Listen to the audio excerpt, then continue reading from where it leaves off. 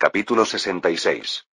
Glarencha, mayo de 1433. Un tenue aroma a hierbas y agua caliente flotaba en el aire cuando el emperador Constantino entró en el modesto hospital que había mandado construir en las afueras de Glarencha.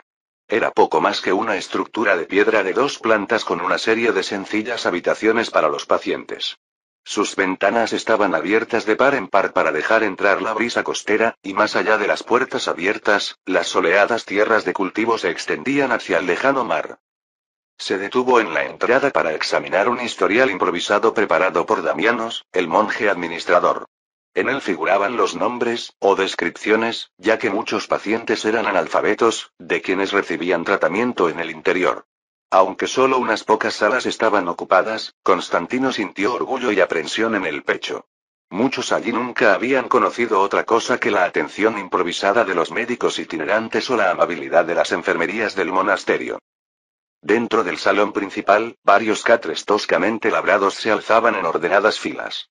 En uno de ellos, un hombre con una túnica raída, un granjero a juzgar por sus manos quemadas por el sol, se sentaba con la cabeza gacha mientras un ayudante de cirujano le limpiaba cuidadosamente una herida en el antebrazo. En un rincón apartado, 2 soldados descansaban en catres, con las extremidades vendadas apoyadas sobre mantas enrolladas. Eran víctimas de un reciente ataque pirata a un barco mercante bizantino. Constantino se acercó al cirujano, un hombre delgado llamado Isidoro, quien estaba preparando un paño limpio. Asegúrate de que esté hervido antes de vendar la herida, dijo Constantino con voz tranquila pero firme. Las herramientas limpias salvan vidas. No lo olvides. Isidoro se asintió con una humilde inclinación de cabeza. Como ordene, emperador. Junto a él, una palangana de madera aún humeaba por el agua hirviendo. No hacía mucho, la idea de sumergir instrumentos metálicos en agua casi hirviendo había sido recibida con incredulidad. Pero se había corrido la voz de que las heridas tratadas allí eran menos propensas a la temida fiebre que a menudo se cobraba vidas incluso tras cortes leves. Ahora, a pesar del escepticismo persistente, cada vez más habitantes del pueblo acudían a estos salones en busca de ayuda. Constantino continuó su camino, deteniéndose junto a la cama de uno de los marineros heridos. La pierna del soldado estaba envuelta en una venda blanca y limpia, y una leve capa de sudor le brillaba en la frente.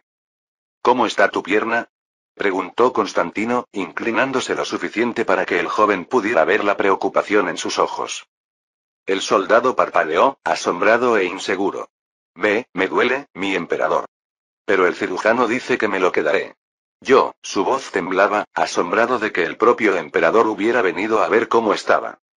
Bien, dijo Constantino con suavidad. Descansa y recupérate. Necesitamos a todos los hombres dispuestos a proteger estas aguas. El soldado esbozó una sonrisa temblorosa, aún incrédulo ante la atención que se le dispensaba. Más adelante, Constantino vio a una madre acunando a su hijo con fiebre. 2 monjas estaban cerca, rezando en silencio mientras un médico examinaba la respiración del niño. Constantino murmuró una suave oración por el niño y para que todo este esfuerzo tuviera éxito. Estaba a punto de hablar con ellos cuando un guardia con la familiar librea carmesí y negra entró apresuradamente en la sala. Mi emperador, dijo el guardia, haciendo una reverencia, disculpas por la intrusión, pero tengo noticias urgentes. Un agente ha regresado de Albania. Constantino se enderezó. ¿Dónde está? Espera en el castillo. Su informe se refiere a las acciones de Aristos en el norte. Una chispa brilló en los ojos de Constantino. Entonces no lo hagamos esperar. Que los cirujanos continúen su trabajo aquí. Hablaré con ellos a mi regreso. Con una última mirada panorámica a las salas del hospital, se despidió rápidamente de Isidoro y salió, dejando atrás los murmullos de los pacientes y el embriagador aroma a tela hervida y hierbas medicinales. Una multitud cada vez mayor de lugareños se encontraba cerca, algunos esperando ser vistos, otros simplemente curiosos. Al pasar Constantino, algunos dieron las gracias tímidamente o se santiguaron en señal de reverencia, inseguros pero esperanzados. Sin embargo, también notó el ceño fruncido de varias mujeres mayores que susurraban entre sí, dudosas, quizás temerosas, de lo que consideraban una mezcla antinatural de fe, hierbas y agua hirviendo. Se abrió paso por las bulliciosas calles, observando la mezcla de alivio y escepticismo en los rostros de la gente. Los gastos del hospital pesaban sobre el tesoro, como Teófilo e incluso Jorge Spranches le habían recordado repetidamente. Sin embargo, el precio del oro parecía un precio bajo si significaba preservar la salud y fomentar la lealtad de la población. Por fin, Constantino llegó al castillo. Unos escalones de piedra lo condujeron al gran salón, donde lo esperaba el mensajero. Constantino le indicó con un gesto que se levantara. Habla, ordenó con la voz tensa por la anticipación. ¿Qué noticias hay de Albania? El mensajero tragó saliva. Mi emperador, Aristóteles, y nuestros aliados lograron tomar Girocastra, aunque solo por un breve tiempo. Turán Bey llegó poco después con una gran fuerza otomana. Nuestros hombres se vieron obligados a retirarse al norte, con la esperanza de encontrarse con las demás fuerzas albanesas en los pasos de montaña. La expresión de Constantino se endureció, con la preocupación reflejada en sus ojos. Capturaron Girocastro, pero no pudieron mantenerla. Que así sea. ¿Y qué hay de Aristos? Sobrevivió. El mensajero asintió con firmeza. Luchó con fiereza y logró retirarse con la mayoría de sus hombres. Su objetivo es reagruparse más al norte, cerca de Krug, creo. Constantino exhaló un suspiro que no se había dado cuenta de que había estado conteniendo. Gracias a Dios. No podemos perder ese punto de apoyo por completo. Enderezándose, se dirigió al guardia. Encárgate de que este mensajero reciba comida y descanse. Luego, volviéndose hacia el hombre, añadió. Planearemos una respuesta lo antes posible. Sus pensamientos daban vueltas. Las noticias de Albania podrían cambiarlo todo. Llama a Teófilo, le dijo en voz baja a un sirviente cercano. Tenemos planes que discutir. El sol de finales de primavera proyectaba largas sombras sobre el patio del castillo de Glarenza, anunciando el frío que pronto azotaría la región. Dentro de la cámara del consejo, Constantino caminaba con pasos lentos y pausados. El eco de sus botas resonaba en los muros de piedra. Acababa de saludar a Teófilo Dragas, su primo y consejero de confianza, antes de volverse para mirarlo de frente. Teófilo estaba junto a una ventana. Un rayo de luz dorada enmarcaba su sereno rostro. En la mano, sostenía un pequeño cuaderno encuadernado en cuero, repleto de actualizaciones sobre la producción de libros y los envíos de pergamino. ¿Deseaba hablar conmigo, mi emperador? Constantino exhaló, permitiéndose una breve pausa antes de sumergirse en las noticias de Albania. Aristos y sus hombres se han visto obligados a retroceder hacia el norte desde Girocastro, dijo con la voz tensa por la preocupación. Turán Bey llegó y nuestras fuerzas se retiraron para evitar una derrota. Teófilo frunció los labios. ¿Y Aristóteles? ¿Te dijo el mensajero si él? Vivos, sí. Seguimos luchando. Constantino se apoyó en una silla de respaldo alto, con los brazos cruzados. Intentan unirse a las demás fuerzas albanesas, pero la situación es grave. Turán ya tiene una posición sólida. Teófilo asintió pensativo. Entonces debemos coordinar una respuesta, ya sea apoyándolos o desviando la atención de Turán. Precisamente por eso te he convocado. Necesito que Andreas regrese de Examilión y George de Mistras. Celebraremos un consejo de guerra en una semana, como máximo. Tráelos aquí. Teófilo se escribió una nota, pero antes de que pudiera irse, la voz de Constantino se suavizó. Una cosa más, Teófilo, ¿alguna noticia de los agentes que enviamos a Génova? Se suponía que debían encontrar a Petros y a María.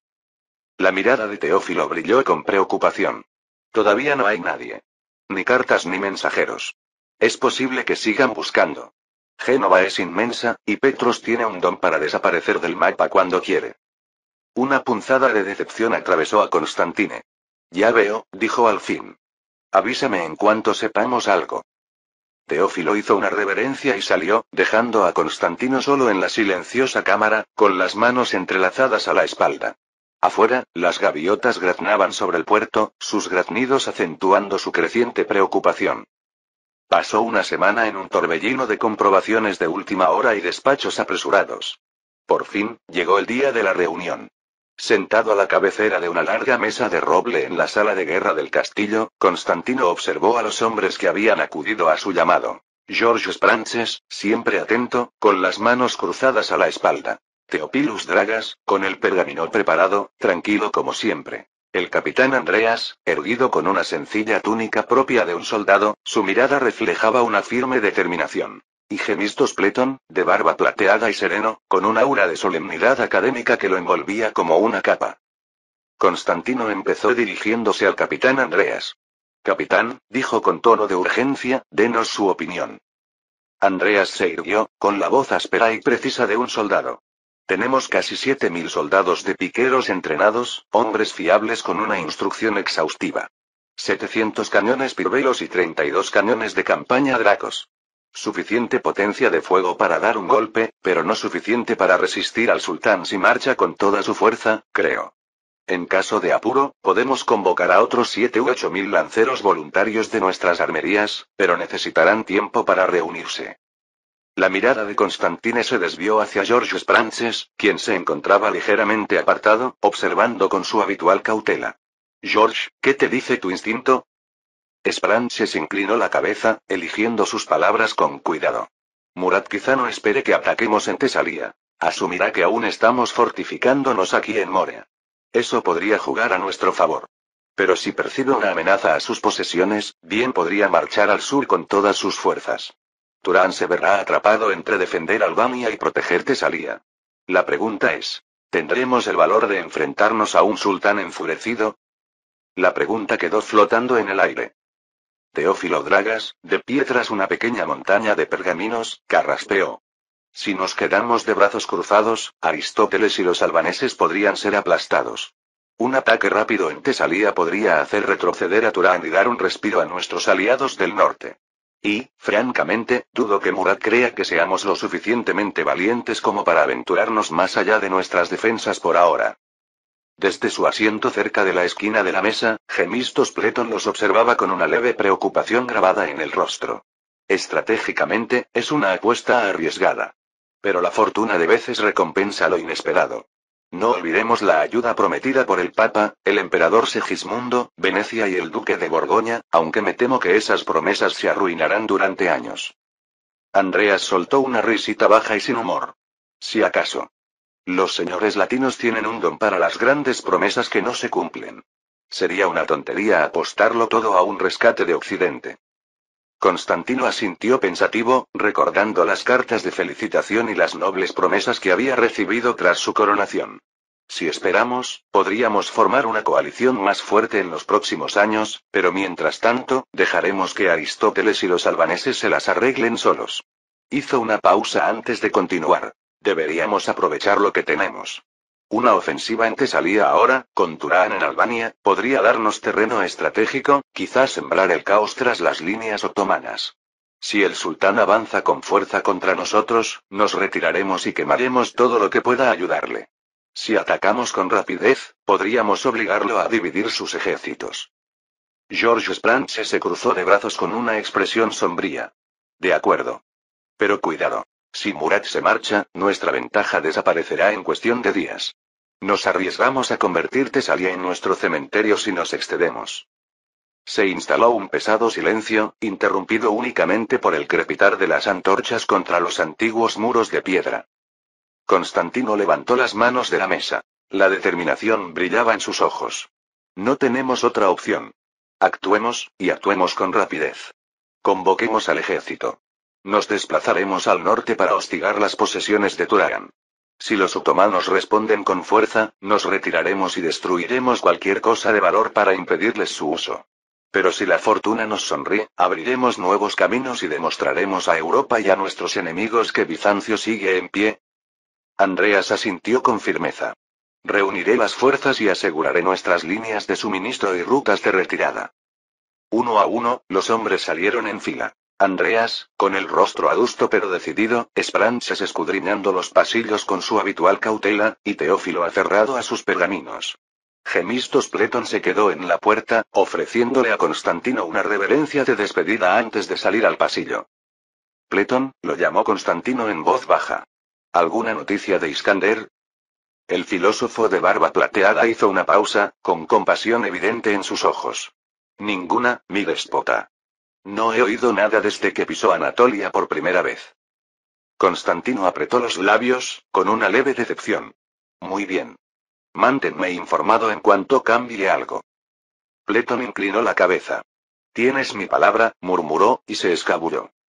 A solas bajo la vacilante luz de la antorcha, Constantino recorrió con la mano un viejo mapa de Grecia, trazando las rutas que pronto se llenarían de pies en marcha y cañones rodantes. El corazón le latía con fuerza ante el riesgo, pero una chispa de anticipación ardía en su interior. No esperarían a salvadores lejanos. Reclamarían el futuro del imperio o perecerían en el intento. Capítulo 67.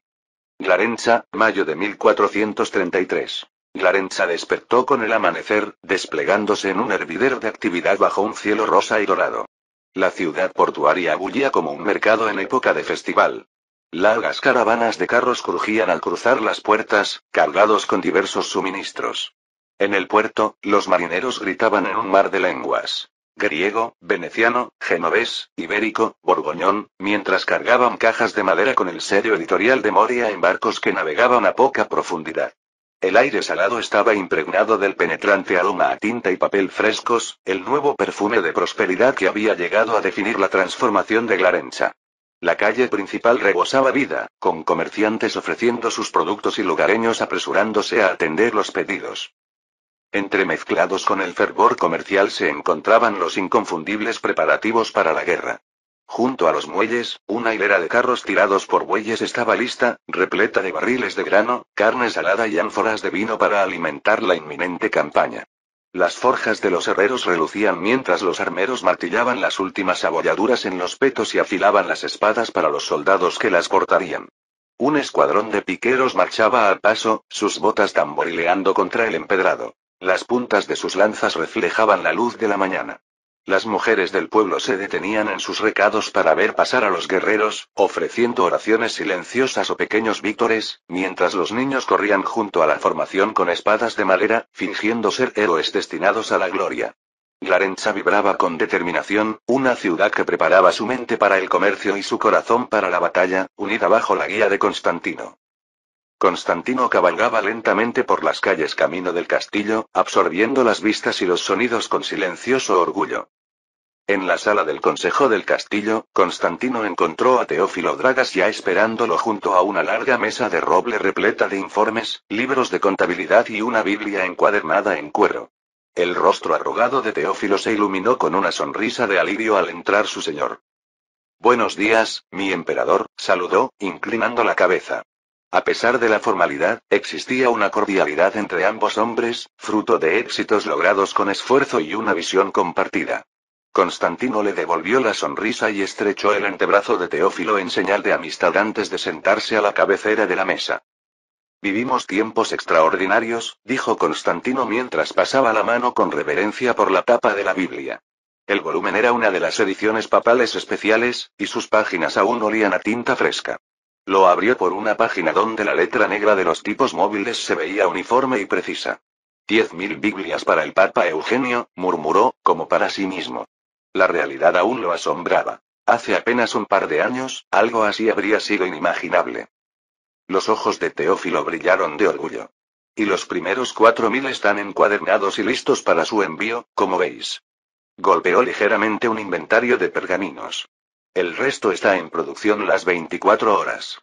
Nuestros talleres de imprenta no han estado en silencio ni un instante estos últimos meses. Incluso tuvimos que contratar a 2 docenas de aprendices más para mantener las prensas alimentadas con papel y tinta. Soltó una risita, cuyo eco resonó en el vasto salón. Las arcas de Glarenza están cada día más llenas. El oro fluye con la misma regularidad que el río Eurotas en primavera. Su tono se tornó más serio al continuar. Solo en el último mes, 12 barcos venecianos y 7 genoveses han atracado aquí específicamente para comprar libros. También han empezado a llegar comerciantes borgoñones. El duque está claramente satisfecho con nuestro acuerdo para la adquisición de obras académicas para sus bibliotecas. Ha expresado su satisfacción en nuestra reciente correspondencia. Constantino se permitió una tensa sonrisa de satisfacción. El duque de Borgoña era uno de los hombres más poderosos de Europa. El continuo comercio y el intercambio epistolar consolidaron aún más su relación. «Seguiremos complaciéndolos», dijo Constantino. «Dado que nuestro acuerdo inicial está dando buenos resultados, y dada nuestra correspondencia establecida, si Borgoña desea más libros, por Dios. Más libros tendrá. Quizás podamos formalizar una librería especializada en el norte.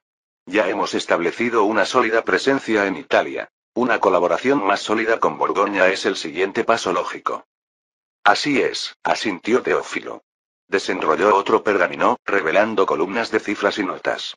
Nuestra librería en Ragusa informa que todos los volúmenes que enviamos el mes pasado se agotaron en cuestión de días. Lo mismo en Nápoles. En Roma, Besarión escribe que la tienda que abrimos cerca del mercado atrae a multitudes de clérigos curiosos y eruditos laicos. Apenas podemos satisfacer la demanda. Los escribas de esas ciudades han empezado a llamar a nuestras tiendas mercados milagrosos. Constantino rió entre dientes al pensarlo. ¿Mercados milagrosos? Ojalá Gutenberg pudiera oír eso. Se contuvo y se aclaró la garganta, agitando una mano como para despedir un pensamiento perdido. Ojalá los eruditos de Constantinopla vieran lo que una humilde imprenta puede hacer. Teófilo arqueó una ceja ante el nombre desconocido que casi se le escapó a Constantino, pero no dijo nada mientras su señor continuaba con suavidad. A pesar de nuestras recientes expansiones, posibles gracias a la generosa inversión de Cosimo, es evidente que ya hemos alcanzado nuestra capacidad. La demanda de nuestros libros supera con creces nuestra capacidad de producción. Hizo una pausa y miró con calma a Theophilus Dragas, quien permanecía en silencio, observándolo con ojos pensativos. Nuestras arcas están llenas, gracias a su gestión y al éxito de estas colaboraciones. Deberíamos establecer otra imprenta aquí en Larenza, exclusivamente para obras profanas. Las imprentas existentes deben dedicarse exclusivamente a los textos religiosos. No podemos permitirnos retrasos. Teófilo consideró esta propuesta detenidamente antes de responder, con voz suave pero con firmeza. Hablas con sabiduría, emperador. La financiación de Cosimo ya nos ha dado un amplio margen de crecimiento. De hecho, nuestros ingresos confirman el éxito de tu visión. Disponemos de suficiente oro para financiar nuestra propia expansión, sin depender de patrocinadores extranjeros. Dudó un momento, con expresión serena pero pragmática. Sin embargo, debemos proceder con cautela, Constantino. Expandirnos demasiado rápido corre el riesgo de dispersarnos. Constantino miró a su consejero a los ojos y vio en ellos una preocupación tácita. Sobre ellos pendía la cuestión de la supervivencia frente a los otomanos, junto con la esperanza de recuperar los territorios perdidos. Asintió con firmeza. Precisamente por eso hemos presionado tanto en estos frentes. El oro de la venta de libros fortalece nuestro ejército y alimenta a nuestro pueblo, pero las alianzas y la buena voluntad que fomentan podrían algún día inclinar la balanza en una lucha mayor, dijo Constantino, y su voz resonó en la sala. Ahora debemos concentrarnos plenamente en la campaña. El ejército está preparado para marchar mañana al amanecer. Asegurémonos de que todo esté en orden para nuestra partida. Teófilo se levantó en silencio, metiendo con cuidado el libro de cuentas bajo el brazo. Esta mañana temprano, me tomé la libertad de inspeccionar los convoyes de suministros en los muelles, dijo con calma, mientras caminaban juntos hacia la puerta arqueada. La luz del sol se filtraba a través de ellos, iluminando la sala con cálidos rayos dorados. Todas las provisiones están cargadas exactamente como estaba previsto. El oficial Marcos ha organizado sabiamente los carros en 2 columnas. Partirán 1 hora antes que el ejército principal para adelantarse en el viaje. También se aseguró de que haya caballos frescos estacionados en Andrávida para mantener las líneas de suministro rápidas y estables. Constantino asintió, visiblemente complacido. Excelente. ¿Y las tropas? Siguen de buen humor, respondió Teófilo en voz baja, con voz mesurada y tranquilizadora. Pero quizá deberías observarlos tú mismo. Están entrenando justo afuera de la puerta principal, esperando tu inspección. Lo haré, asintió Constantino. Se detuvo en la puerta y posó pensativo una mano sobre el hombro de Teófilo a modo de despedida. Cuida bien de la ciudad en mi ausencia, Teófilo. Larenza y Moria están ahora en tus hábiles manos. Mantén las prensas en funcionamiento, el comercio fluyendo y, sobre todo, a nuestra gente a salvo. Teófilo inclinó la cabeza respetuosamente, con una mirada tranquila y tranquilizadora. Por la gracia de Dios, lo haré. Larenza estará lista para recibirte victorioso. Dudó un momento, y luego habló en un tono aún más suave. Y Constantino, ten cuidado. Recuerda, llevas más que las esperanzas de los soldados. La unidad que buscamos depende en gran medida de tu regreso sano y salvo. Constantino le ofreció una sonrisa tranquilizadora. Volveré. Cuente con ello. Dicho esto, salió con confianza al sol del mediodía, dirigiéndose al campo de concentración para pasar revista a sus hombres que lo esperaban. Fuera de la puerta principal de la ciudad, un amplio campo se extendía hacia los olivares, ahora pisoteados por semanas de entrenamiento y campamento. Al acercarse Constantino a caballo, una trompeta dio un toque agudo y las filas de soldados se pusieron firmes. La vista ante él le llenó el pecho de orgullo y determinación. Casi 5.000 hombres estaban formados en compañías. La luz del sol se reflejaba en los yelmos pulidos y en las puntas de miles de lanzas erguidas. Los estandartes ondeaban con la brisa del mediodía. El águila bicéfala imperial y otros estandartes que marcaban a los contingentes de los Tagmata. A un lado del campo, filas de caballos relinchaban y pateaban, formando la caballería bajo la atenta mirada de su capitán.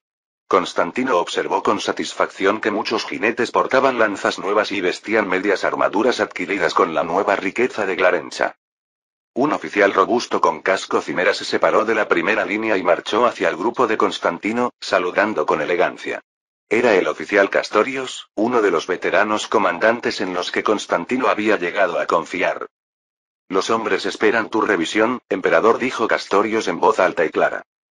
Constantino desmontó, entregó las riendas a un ayudante que esperaba y se adelantó para situarse junto a Castorios. Descansen, gritó, proyectando su voz a través del campo. Las filas de soldados se relajaron ligeramente, aunque sus ojos permanecieron fijos en su emperador. Constantino recorrió la primera fila, con Castorios a su lado, observando a las tropas. A muchos de estos hombres los había reclutado o entrenado personalmente durante el último año. Conocía sus rostros, aunque no sus nombres. Allí estaba Nicolaos, el antiguo granjero que se había ofrecido voluntario tras el asalto a su aldea la primavera anterior, ahora erguido, lanza en mano y con determinación en la mirada. Allí, el joven Apostolos de Zante, uno de los mercenarios que huyeron de una fortaleza caída para servir en Morea, esbozó una amplia sonrisa bajo su gorra de hierro al paso de Constantino. Y al final de la fila, el veterano Estepanos, que había luchado por el imperio décadas atrás y ahora, en sus años canosos, había vuelto a empuñar la espada para esta campaña final. Constantino saludó a cada uno con un gesto de la cabeza o un apretón de hombros, murmurando palabras de aliento. Se detuvo ante un grupo de oficiales reunidos cerca de un mapa abierto sobre un barril. Entre ellos se encontraban intendentes y capitanes responsables de varias unidades. Caballeros, les dijo Constantino, devolviéndoles el saludo. Informen sobre nuestra preparación. Un oficial mayor, con una barba bien recortada, logote Lucas, encargado de provisiones, dio un paso al frente. Emperador, el ejército está bien abastecido. Tenemos raciones para 30 días de marcha sin necesidad de reabastecimiento. Las caravanas que vio en la ciudad llevan harina, carne seca y aceitunas, además de pólvora y otros artículos de primera necesidad. Muy bien, reconoció Constantino. El oficial Castorios intervino. El capitán Andreas informa que ha reforzado sus fuerzas en el Examilión y las ha instruido allí a diario. Tiene 3.000 hombres defendiendo la muralla. Además, el déspota Tomás espera con su contingente en Calabrita, preparado para unir sus fuerzas con las nuestras antes de que lleguemos al Examilión. Constantino colocó un dedo sobre el mapa, trazando la línea del Examilión. Nos uniremos a Andreas y Tomás pronto, afirmó. Si las fuerzas del sultán otomano avanzan hacia nosotros, encontrarán la muralla bien defendida una vez más. Un murmullo de asentimiento recorrió a los oficiales. A propósito, continuó, George Frances marcha desde Mistras ahora mismo con refuerzos. Espero que nos alcance poco después de que acampemos en la muralla. Trae a otros 3.000 reclutas nuevos y parte de la guarnición de Mistras. Castorios respiró hondo y aplaudió con decisión. La moral está alta, emperador. Los hombres están ansiosos por marchar. Han estado entrenando duro y están ansiosos por demostrar su valía. Como para recalcar el punto, uno de los soldados de la primera fila alzó la voz con un grito audaz. Por el Hieros Escopos. Un coro de asentimiento se alzó tras él. Las lanzas golpearon los escudos en un estruendo rítmico. Hieros Escopos. Hieros Escopos. Corearon los hombres con los ojos brillantes de fervor. Constantino sintió una oleada de emoción al ver a su ejército unirse al grito. Santo propósito. Ese era su juramento y su meta. Levantó el brazo y los cánticos se silenciaron en respetuosa anticipación a las palabras de su líder. Hermanos míos. Gritó Constantino. Han trabajado duro, entrenado sin descanso y fortalecido tanto su cuerpo como su espíritu. Miren a su alrededor. vean a sus camaradas a su lado, cada uno tan decidido como ustedes a defender nuestros hogares, nuestras familias y nuestra fe. Mañana, marcharemos como uno solo. Una oleada de vítores le respondió. Continuó con voz firme y firme. Estoy orgulloso de todos y cada uno de ustedes. Orgulloso de liderarlos. Cuando lleguemos al Examilión, el capitán Andreas y nuestros compañeros guerreros se unirán a nosotros, y juntos formaremos una línea inquebrantable. Los antepasados de Platea y Maratón, los héroes de antaño, nos mirarán y verán que su sangre aún corre con fuerza por nuestras venas. Otra ovación, más fuerte que la anterior, estalló ante la referencia a las antiguas victorias sobre los invasores. Constantino alzó la voz y concluyó. Descansen esta noche sabiendo que están listos. Mañana cumpliremos con nuestro deber sagrado, nuestro hieros escopos. Por Dios, por el imperio, por nuestro pueblo. Ante eso, todo el campo rugió mientras los hombres alzaban sus armas. Por Dios, por el imperio, por Constantino. Gritó alguien, y un nuevo cántico comenzó a extenderse. Constantino. Constantino. Sintió un calor intenso en el rostro al oír su nombre gritado con tanto ardor. Humildemente, bajó la cabeza un instante en señal de reconocimiento y luego indicó a los oficiales que despidieran a las tropas para que volvieran a sus tareas. Los hombres rompieron la formación gradualmente, muchos aún con energía y charlando animadamente mientras revisaban su equipo o buscaban sus tiendas para prepararse para el viaje. El oficial Castorios se volvió hacia Constantino con una sonrisa. Eso debería darle suficiente fuego para marchar hasta Tesalónica, mi señor. Constantino dejó escapar un suspiro que no se había dado cuenta de que estaba conteniendo. Ojalá los lleve tan lejos como sea necesario, respondió con una sonrisa. Gracias, Castorios. Tú y los demás oficiales habéis hecho un trabajo excelente. Castorios inclinó la cabeza. No podríamos haber actuado de otra manera, no con el ejemplo que das, mi emperador.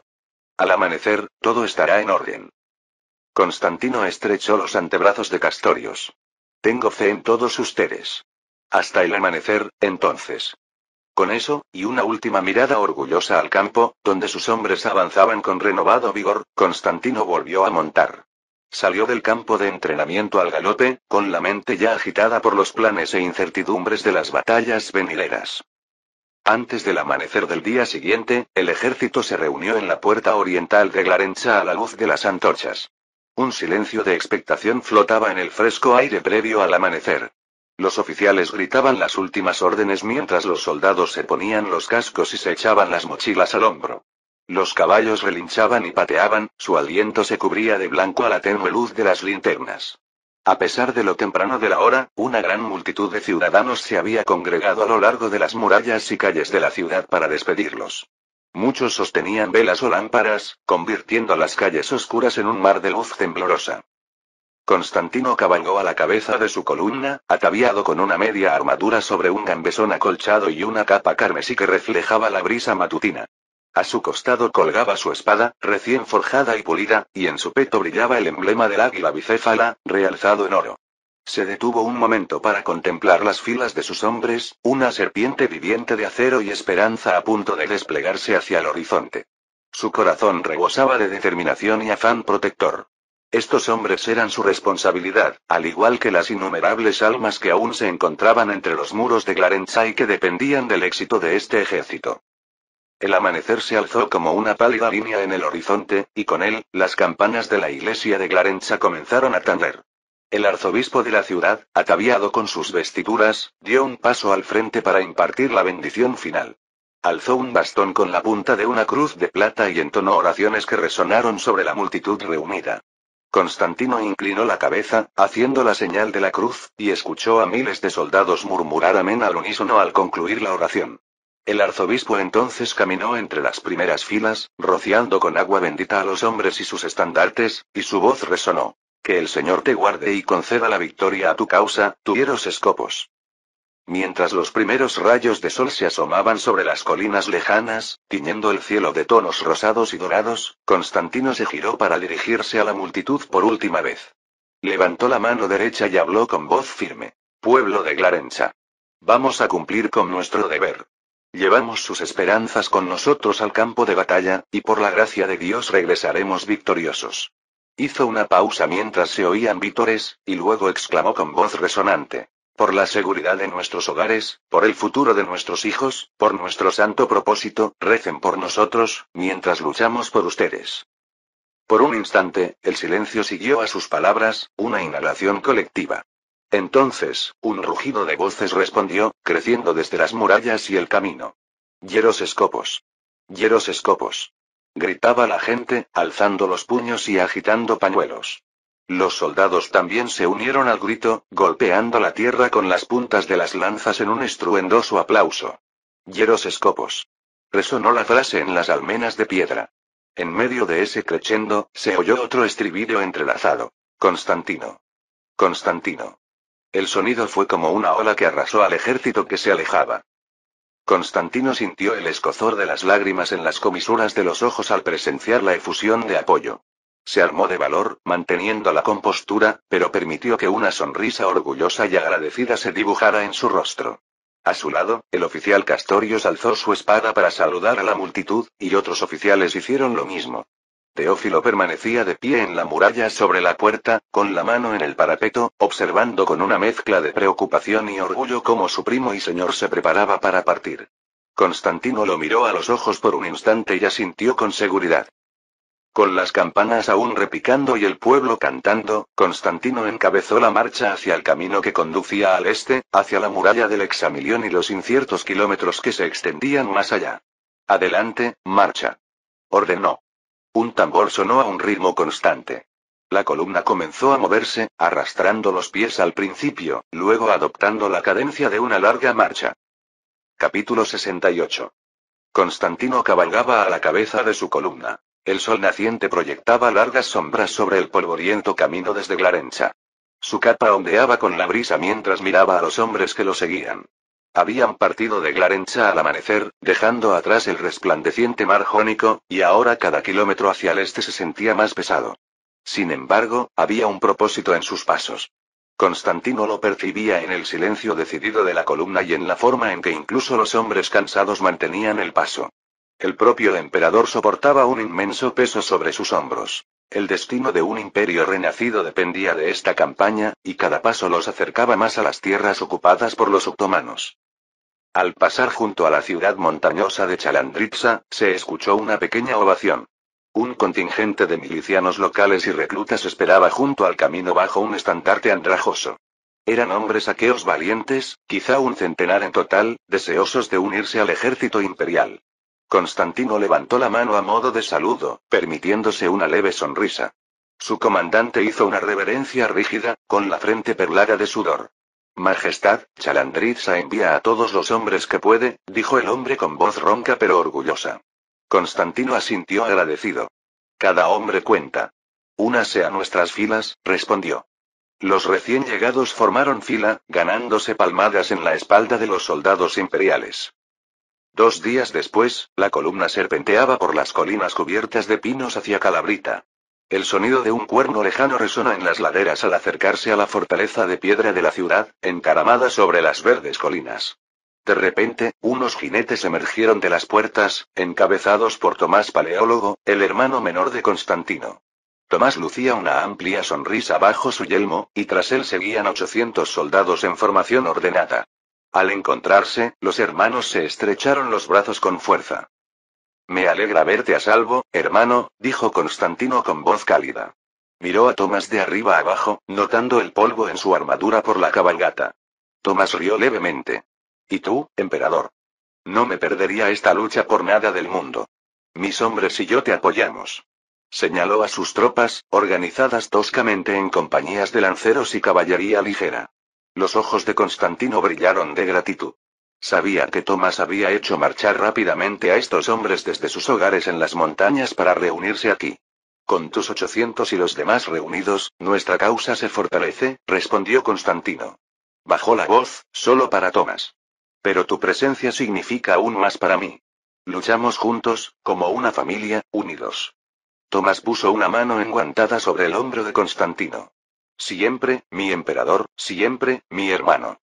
El breve momento de afecto pasó, y ambos se dedicaron a los asuntos prácticos de unir sus fuerzas. Al caer la tarde, el ejército ampliado continuó hacia el norte. Tomás animaba a los recién llegados con entusiasmo juvenil, los capitanes veteranos coordinaban los suministros y el propio Constantino cabalgaba de un lado a otro de la línea intercambiando palabras de aliento. Con el capitán Andrés en Corinto para preparar el camino, Constantino dependía más de su propia presencia para guiar a los hombres. Recordó una lección de años pasados. Un emperador debe compartir las dificultades de sus soldados. Así que se detenía a menudo para caminar junto a la infantería, guiando a su caballo en lugar de cabalgar. Los fuegos de Corinto. 4 días después, el ejército imperial se aproximaba a Corinto. Mientras avanzaban penosamente por el camino del istmo, el Acrocorinto, la fortaleza montañosa de Corinto, apareció a la vista, coronado por fortificaciones que brillaban bajo el sol poniente. A sus pies se extendía la ciudad de Corinto. Las puertas se abrieron y el capitán Andreas desmontó y se arrodilló brevemente ante el avance de Constantino.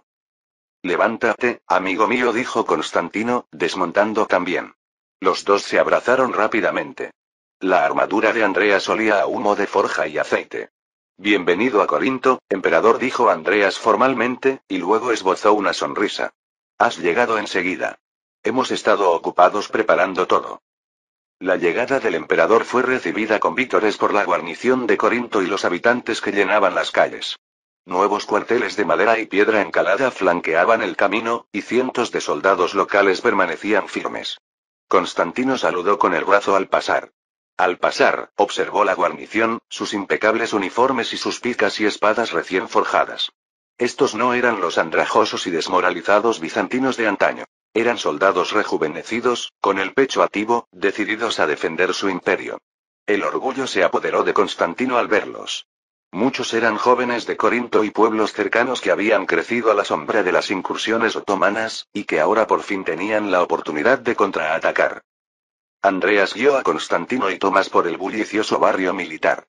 El aire resonaba con el sonido metálico de los martillos sobre los yunques. Pronto llegaron a las nuevas forjas de cañones, construidas justo fuera de las murallas de la ciudad, junto a un arroyo desviado. Terminamos de construir estas forjas hace solo unos meses, explicó Andreas por encima del estruendo, gritando para hacerse oír. Dentro de un gran cobertizo, varios herreros y artesanos dejaron de forjar espadas para inclinarse ante el emperador. Más allá, un enorme horno rugía con llamas. 2 herreros sin camisa vertían cuidadosamente bronce fundido en un largo molde cilíndrico. Claramente, la fundición de un cañón. Los ojos de Constantino se abrieron de par en par al verlo. ¿Cuántos cañones han fabricado?, preguntó, inspeccionando otro cañón terminado que se enfriaba sobre sus muñones. El metal negro brillaba a la luz del fuego. Andreas se secó el sudor de la frente y respondió con orgullo. Hemos fundido 14 cañones Dracos y una bombarda grande hasta ahora, y hay más en camino. Apuesto a que suficientes para abrir algunos agujeros en las murallas turcas. Para demostrarlo, Andreas los guió al exterior, donde un equipo de ingenieros preparaba la nueva bombarda para las pruebas. El enorme cañón estaba situado en lo alto de una muralla frente a una colina desierta a las afueras de la ciudad. Constantino y Tomás se taparon los oídos mientras se encendía la mecha. Con un estruendo atronador, la bombarda lanzó una bola de piedra al cielo. Un crujido lejano sonó cuando el proyectil impactó contra la ladera, arrancando tierra y piedra. Los soldados cercanos prorrumpieron en gritos de admiración. Tomás silbó bajo. Eso quebrantará el coraje de los turcos, comentó. Constantino asintió con satisfacción en el rostro.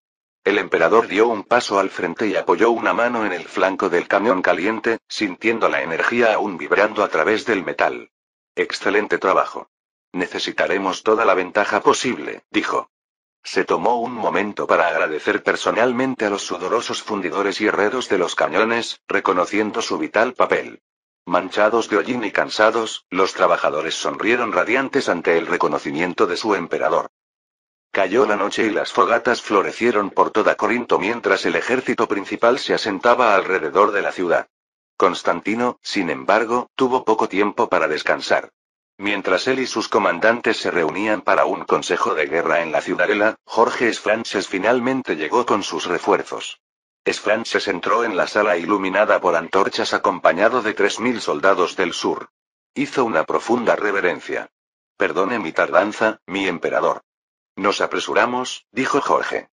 Constantino cruzó la sala y lo abrazó. Llegas justo a tiempo, Jorge.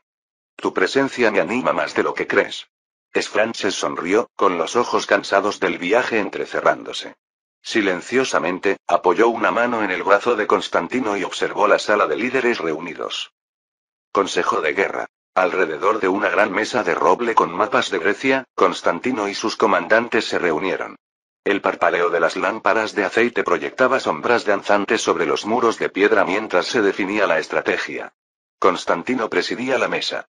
A su derecha, Tomás Paleólogo y el capitán Andreas. A su izquierda, George Sprances, con pluma en mano, tomaba notas. Oficiales de menor rango rodeaban la mesa, ansiosos pero en silencio hasta que se les convocaba. El emperador posó la mirada en los hombres. En sus ojos, vio una mezcla de determinación y ansiedad. Constantino se aclaró la garganta. Caballeros, comenzó en voz baja pero firme, hemos reunido una fuerza formidable gracias a nuestros preparativos. Hizo un gesto a Sprances, quien desplegó un papel. Sprances leyó el recuento. Nuestras fuerzas combinadas rondan los 12.000, incluyendo 750 pirbelos, 34 cañones de campaña y 400 de caballería. Levantó la vista. Puede que se unan más voluntarios a medida que avanzamos, pero este es nuestro núcleo. Los murmullos rodeaban la mesa. 12.000 hombres contra el vasto imperio otomano sonaban audaces y peligrosos. Constantino alzó la mano para pedir silencio. La calidad y el coraje tendrán que sustituir a la cantidad, dijo. Atacaremos con fuerza y rapidez, sorprendiendo al enemigo siempre que sea posible. Nuestro objetivo es recuperar nuestra patria pieza por pieza, no enfrentarnos a todo el poderío del sultán en una batalla abierta, al menos no todavía. Los hombres asintieron. Este había sido el mantra de Constantino desde el inicio de la campaña. Movimiento rápido, sorpresa y toma de puntos estratégicos antes de que los otomanos pudieran reunir una fuerza de contraataque. Tomás se inclinó hacia adelante, señalando el mapa. Estamos aquí en Corinto. La última fortaleza aliada al norte es Tebas. Su dedo trazó la ruta. El capitán Andreas señaló el mapa donde se encontraba Tebas. Sí. Una vez pasada Tebas, cada kilómetro es terreno enemigo. El primer objetivo importante sería Livadeia, aquí. Rodeó un punto al noroeste de Tebas. Es una ciudad bien fortificada bajo una guarnición otomana. Según informan nuestros exploradores, las murallas de Livadeia son antiguas pero gruesas, y hay un castillo en una colina que domina la zona. Los turcos lo han mantenido durante algunos años, usándolo para controlar las aldeas locales y la carretera. Sprances añadió. Livadeia es clave. Si la tomamos, no solo aseguraremos Beocia, sino que también cortaremos la ruta otomana desde Tesalia hacia la Ática. Liberará la campiña circundante. Sin embargo, su guarnición probablemente luchará con tenacidad. Saben que son un pilar de la autoridad otomana allí. Miró a Constantino con preocupación en los ojos. Deberíamos estar preparados para un asedio. Constantino se cruzó de brazos. Un asedio significaba tiempo y bajas, dos cosas que se resistía a perder. Primero intentaremos exigir la rendición, dijo con firmeza. No deseo derramar sangre innecesariamente. Si la guarnición cede Livadeia al acercarnos, los perdonaremos a ellos y a nuestros hombres. Pero, y su voz se endureció, si se niegan, desplegaremos nuestros cañones y haremos volar sus murallas hasta los escombros. Había una serena intensidad en el tono del emperador que dejaba claro que no se acobardaría ante la fuerza. Los comandantes intercambiaron miradas. Tomás golpeó la mesa con suavidad. Con nuestros cañones, me atrevo a decir que las murallas de cualquier ciudad griega temblarán. Estaba ansioso, con la confianza por las nubes tras ver los preparativos de Corinto. Andreas esbozó una sonrisa sombría. Sí que lo harán. Pero no los subestimemos. Debemos actuar con rapidez para que no tengan tiempo de pedir ayuda a otras fuerzas otomanas. Constantino apoyó ambas palmas sobre la mesa, inclinándose. Después de Livadeia, nuestro próximo objetivo es Volonitsa. Su dedo señaló una fortaleza al norte de Livadeia, en las colinas cerca del paso de las Termópilas. Volonitsa es un antiguo castillo que custodia los caminos del norte. Es estratégicamente importante. El control de Volonitsa abre el camino hacia Cetunia y, finalmente, hacia Tesalia. Si tomamos Volonitsa, aseguraremos nuestro flanco y obtendremos una base avanzada para desafiar el control otomano en Grecia central. Sprances exhaló. Volonitsa, recuerdo que el margrave de Volonitsa la poseía en tiempos de nuestros abuelos. Ahora los turcos la guarnecen. Tampoco será fácil de ceder, pero quizás la noticia del destino de Livadeia les llegue antes. Andreas intervino con una sonrisa lobuna. Si hacemos bien nuestro trabajo en Livadeia, los defensores de Golonitsa podrían perder las agallas para luchar. Hubo miradas cómplices en la mesa. Andreas tenía fama de ser implacablemente eficiente. Constantino no pasó por alto la insinuación de su capitán y la permitió por ahora. Pasaron la siguiente hora discutiendo logística. Cómo aprovisionar la marcha a través de Tebas, qué exploradores cabalgarían por delante para reconocer el camino y la inminente respuesta otomana. Debemos asumir que el sultán y sus gobernadores no pasarán por alto estas pérdidas, advirtió Sprances con suavidad. Si logramos capturar Livadeia y Golonitsa, sin duda enviarán un ejército, a pesar de que Turan Bey está en el frente albanés. Constantino sostuvo la mirada de su viejo amigo. Lo sé. Por eso debemos fortificar lo que tomemos y estar preparados. Quizás podamos atraer a los ejércitos otomanos al terreno que elijamos, pasos estrechos, ciudades fortificadas. Cada fortaleza que recuperemos puede ser un bastión para frenar su avance. Andreas se golpeó el pecho con el puño. Que vengan. Estaremos listos en las Termópilas o donde se atrevan. Algunos hombres murmuraron en señal de acuerdo, con la emoción atenuada por la realidad de que esas batallas serían feroces. Por fin, Constantino se enderezó y enrolló los mapas. Nuestro rumbo está fijado. Marcharemos al amanecer. Gracias, amigos. Descansen un poco, mañana, Tebas, y más allá, el enemigo. Los hombres se pusieron de pie e hicieron una reverencia cuando Constantino salió del salón, con Tomás a su lado. Tebas, el último bastión antes del norte. El sol de la mañana bañaba Tebas con una luz dorada mientras los estandartes imperiales ondeaban sobre las murallas de la ciudad. Las mismas murallas que, tan solo un año antes, habían sido arrebatadas a los turcos bajo el mando de Constantino, ahora se erguían como un orgulloso símbolo de la resiliencia bizantina, custodiadas por soldados que portaban el águila bicéfala del imperio.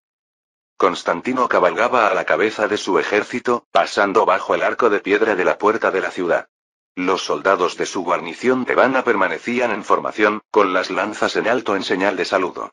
Las calles estaban llenas de ciudadanos, algunos vitoreando, otros observando en reverente silencio. Era evidente que, si bien la ciudad se había acostumbrado de nuevo al dominio bizantino, las cicatrices de la guerra aún persistían en las expresiones cautelosas de sus habitantes. Juan Leoncio, comandante de la guarnición, lo esperaba en la plaza del pueblo, junto a las columnas derruidas de un antiguo edificio. Juan, guerrero veterano, había supervisado las defensas de la ciudad y asegurado la seguridad de Tebas. Dio un paso al frente y saludó con el puño sobre el corazón. Su Majestad Imperial, dijo Juan con voz firme. Tebas se mantiene leal y firme a su servicio. La guarnición está lista y se han reunido provisiones para continuar su marcha hacia el norte. Constantino desmontó, quitándose el yelmo para que la gente pudiera verle el rostro. Lo has hecho bien, capitán. La ciudad se mantiene firme. Echó un vistazo a su alrededor, observando a los soldados tebanos patrullando las murallas, con sus armaduras pulidas y sus lanzas afiladas. ¿Cómo está la guarnición? Jon asintió. Tenemos 200 hombres aquí, entrenados y disciplinados. Las fortificaciones han sido reforzadas, según sus órdenes del año pasado, y la moral está alta. Sin embargo, hay noticias preocupantes de Livadeia. La mirada de Constantino se agudizó.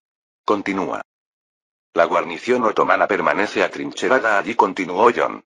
Los informes la sitúan entre 300 y 400 hombres. Los griegos locales están inquietos bajo el dominio del bey otomano. Se alzarían si se les diera la oportunidad. Constantino exhaló lentamente.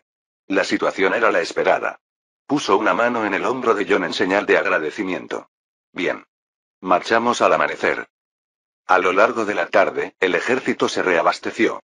Se rellenaron odres de agua en las fuentes, se distribuyó pan de los panaderos tebanos y se trazaron los planes finales para la siguiente fase de la campaña. Al anochecer, Tebas se había convertido en un hervidero de disciplinada actividad, preparándose para la marcha hacia el norte. Capítulo 69. En las pálidas horas previas al amanecer, Constantino ordenó discretamente el desmantelamiento del campamento. Guiado por exploradores tebanos familiarizados con el terreno, el ejército bizantino salió sigilosamente de Tebas, iniciando su rápida marcha por una antigua calzada romana hacia Livadeia. Para mantener la velocidad, Constantino solo llevó los carros de suministro esenciales y la artillería de campaña, dejando la mayor bomba de Tebas bajo una pequeña guardia para seguirla más tarde si era necesario.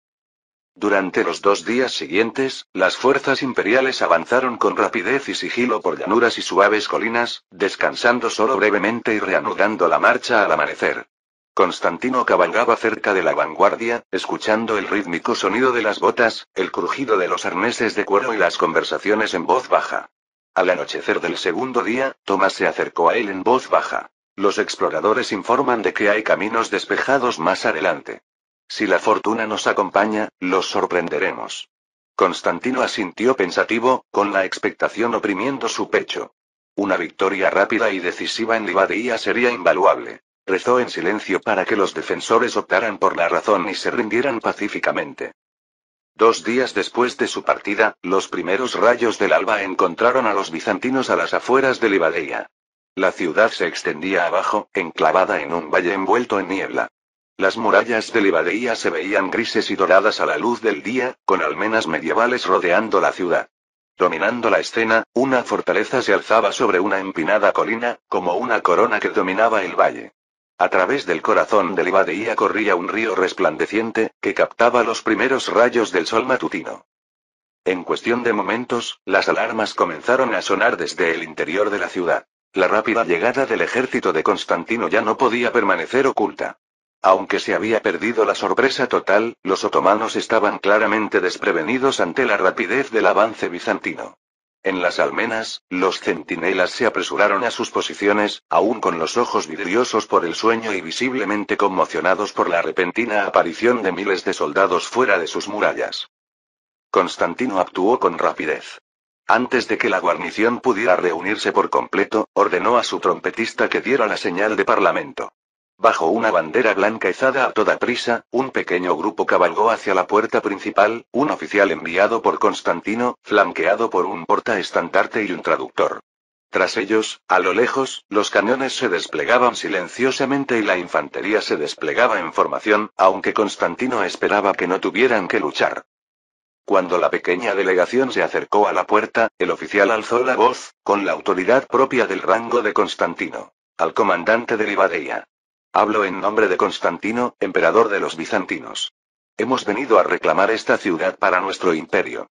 Abran sus puertas y ríndanse, y serán tratados con clemencia. Resistan, y se encontrarán con la espada y el cañón. Elijan con sabiduría. Sus palabras resonaron en las murallas. Por un instante, el pueblo quedó en silencio. Entonces, una figura emergió en lo alto de la torre de la puerta. Un hombre corpulento con turbante y armadura, probablemente el oficial otomano al mando. Gritó en griego con acento turco. Regresen por donde vinieron, bizantinos. Esta es tierra otomana. Su supuesto imperio es polvo. Si se retiran ahora, los perdonaremos. De lo contrario, colgaremos sus cabezas en estos muros. La desafiante respuesta fue seguida por una flecha disparada desde las almenas que silbó más allá del grupo del oficial, más una muestra de desprecio que una puntería certera. Desde su posición más atrás, Constantino apretó la mandíbula al ver la clara negativa. Levantó la mano en un gesto brusco, indicando al grupo que regresara.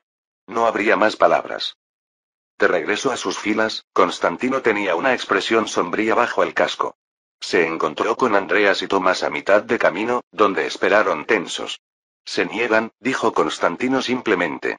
Tomás escupió, con la ira reflejada en sus ojos. Insensatos. Podrían haber sobrevivido. Andreas asintió, girándose para hacer una señal a la artillería. Haremos que se arrepientan de esa decisión, mi emperador. Constantino echó un último vistazo a las murallas de Livadeia y dio la orden final. Preparad los cañones. Comienza el bombardeo.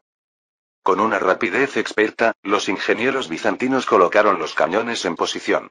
Se centraron en una sección de la muralla a la izquierda de la puerta principal que parecía ligeramente más baja, quizás una reparación antigua, un posible punto débil. Los artilleros cargaron pólvora y dispararon a los cañones dracos. ¡Fuego! Gritó el capitán de artillería.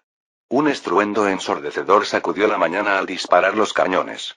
Una nube de humo sulfuroso envolvió los cañones, y todas las miradas siguieron las balas de piedra que se precipitaban hacia la muralla. Con un estruendo resonante y una lluvia de mampostería, un proyectil impactó cerca del parapeto, desprendiendo trozos de piedra. Se oyeron vítores de las líneas bizantinas. 2 cañones más lo siguieron, golpeando las pesadas puertas de madera. Dentro de Livadeia, se desató el caos. La guarnición otomana, quizá aún reuniendo armas, se apresuró a defender las murallas bajo fuego enemigo. Respondieron con flechas y algunos disparos esporádicos de un par de culebrinas pequeñas y primitivas, pero la rapidez e intensidad del bombardeo bizantino los desconcertó. Desde el castillo en la cima de la colina, un pequeño fogonazo indicó que los otomanos contaban con un cañón propio. Dispararon cuesta abajo hacia las líneas bizantinas. La bala se clavó en la tierra sin causar daño, a poca distancia de los cañones. El ángulo era demasiado pronunciado y el alcance demasiado lejano para alcanzar a los atacantes con eficacia. No pueden deprimir sus cañones lo suficiente como para alcanzarnos. Rió Andreas, protegiéndose los ojos para observar el castillo. Constantino observaba el bombardeo con férrea concentración. Cada choque de piedra contra piedra era un paso más cerca de derribar las murallas. Con las manos entrelazadas a la espalda, caminaba justo detrás de los artilleros, confiando en su trabajo. En las murallas, veía al comandante otomano gesticulando frenéticamente, probablemente instando a sus hombres a contener el fuego y devolverlo. Tras una semana de bombardeos concentrados, las secciones exteriores de la muralla de Livadeia se desmoronaban. 2 grandes agujeros en el segmento de muralla elegido, una brecha era ahora casi del tamaño de un hombre, con escombros amontonándose en su base. La puerta, golpeada por repetidos impactos, se combaba sobre bisagras rotas. Humo y polvo cubrían los límites de la ciudad, y el aire matutino apestaba a pólvora. Constantino supo que era el momento. Se giró hacia su trompetista y asintió. Sonó la llamada al asalto, un clarín agudo que atravesó la bruma. Cirbelos e infantería, adelante. Gritó Constantino, desenvainando su espada y tomando posición al frente de una formación. Los soldados bizantinos, con la adrenalina a raudales, salieron de su escondite y se abalanzaron sobre las murallas con escaleras y cuerdas. Constantino quería liderar la carga él mismo, pero Andreas insistió firmemente en que el emperador se mantuviera un poco atrás para dirigir el ataque general. Constantino accedió a regañadientes. Su lugar era el mando, aunque cada fibra de su ser ansiaba estar hombro con sus hombres en la brecha. Aún así, cabalgó más cerca, incorporándose a la refriega justo detrás de la segunda oleada, para ver y ser visto por sus tropas mientras asaltaban Livadeia. El primer equipo de asalto llegó a la brecha abierta en la muralla donde los cañones habían hecho su trabajo. Entre remolinos de polvo, los soldados bizantinos treparon por la piedra destrozada. Se enfrentaron a los defensores otomanos en un feroz combate cuerpo a cuerpo en la propia brecha. Las espadas resonaron, los hombres gritaron en griego y turco por igual, y los gritos de dolor se mezclaron con los gritos de guerra. Un lancero otomano atacó al primer hombre por encima de los escombros, empalándolo, pero fue abatido por un bizantino justo detrás de su víctima. Más tropas imperiales entraron en masa, desplegándose por el camino de ronda y las calles intramuros. En la puerta principal, el contingente de Tomás destrozó las puertas debilitadas con un ariete improvisado, un tronco de pino talado que cargaban 10 hombres. La puerta se abrió de golpe con un estruendo astillador. Tomás fue uno de los primeros en atravesarla, con su espada brillando en la tenue luz bajo la puerta. Las desesperadas tropas otomanas los enfrentaron en combate cuerpo a cuerpo. Tomás detuvo un golpe de cimitarra, respondiendo para derribar a su enemigo, y avanzó gritando: ¡Por el emperador! ¡Hieros escopos! Sus hombres repitieron su grito, haciendo retroceder al enemigo paso a paso. Pronto, la ciudad de Livadeia se vio sumida en el caos y la brutalidad. Los soldados bizantinos inundaron las estrechas calles, enfrentándose a los focos de resistencia otomana. Algunas mujeres y niños corrieron a refugiarse o se acurrucaron en los portales mientras la lucha se extendía. La población griega local, tras haber soportado el dominio otomano, se ocultó en su mayoría hasta que el resultado fue claro. En algunos lugares, los civiles más audaces incluso hicieron tropezar a los soldados otomanos o señalaron a los enemigos escondidos a los invasores bizantinos. Aquí y allá, pequeños grupos de defensores otomanos arrojaron sus armas e intentaron rendirse para evitar la masacre. La mayoría de los que se rindieron fueron desarmados y acorralados bajo vigilancia, pero en el fragor de la batalla, algunos fueron abatidos de todos modos. Años de furia contenida se estaban desatando. Constantino había ordenado clemencia para los que se rindieron, pero controlar la sed de sangre en medio de los combates callejeros era casi imposible.